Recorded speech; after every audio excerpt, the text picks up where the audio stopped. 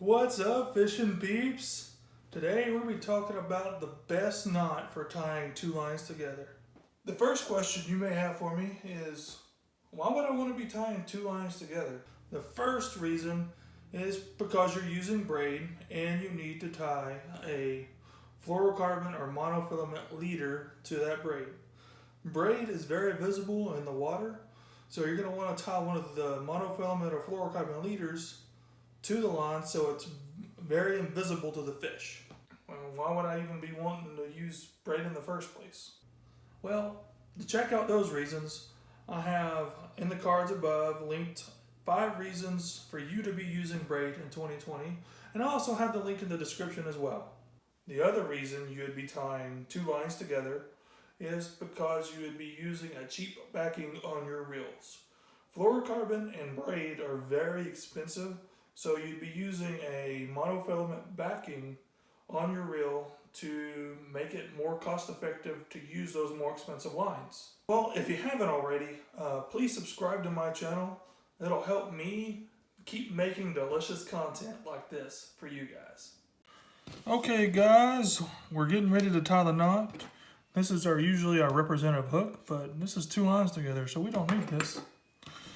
We have this orange nylon cord, which is smaller than the white. The orange is going to be representative of our braid, and this is going to be representative of our monofilament or fluorocarbon. So the first step here is to overlap the two lines by about 18 inches. This gives you plenty of room to work and gives you plenty of tag line to deal with, and you don't really have to be battling both knots at the same time. So I usually like to start with the larger line first. So step 2 is we're going to loop the line back toward its own spool. So I have this white nylon spool on my left side, and I have the braid, our orange spool, on the right. So we're going to loop it back toward its spool, and we're going to give us plenty of tag line here to wrap around with. So step 3 is going to be wrapping this tag in around both lines. The larger line you're going to want to do 6 to 8 times. So there's 2, 3, 4. I'm going to do 4 because this line is overly sized for this example. So step 4 is going to be a soft clinch. And what I mean by soft clinch is just enough where it's not going to come undone. The reason we're doing a soft clinch is so it does not unravel, and we don't have to wet a soft clinch. So we're just going to soft clinch this guy. Okay, he's just real loose there, and we're going to leave him like that for a little bit. So step 5 is going to be taking our representative braid and looping it toward the spool, just like we did earlier. Remember, this spool's on the right side, so the loop will look like this. Step 6 is going to be wrapping our representative braid around both lines, and that usually twice as many times as you do the larger line. So in this case, we're going to do 8. So there's 1, 2, 3, 4, 5, 6. We're just going to do 6. Make it easy on ourselves. So now we're going to do another soft clinch. This is step 7. Okay, that's just soft clinch so it just doesn't come undone. And there we go.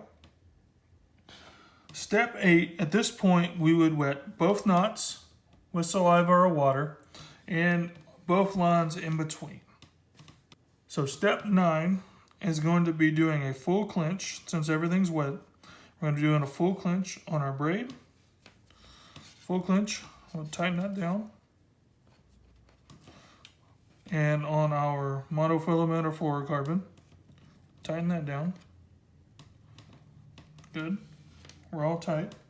Step 10 is we're going to take each end of our lines here. It's kind of hard to show you guys. Step 10 is we're going to be taking each end of our spools, and we're going to pull on those until the knots come together. Just like that.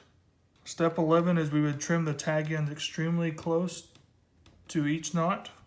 And then step 12 is after we trim those, we're done and we're gonna go catch some fish.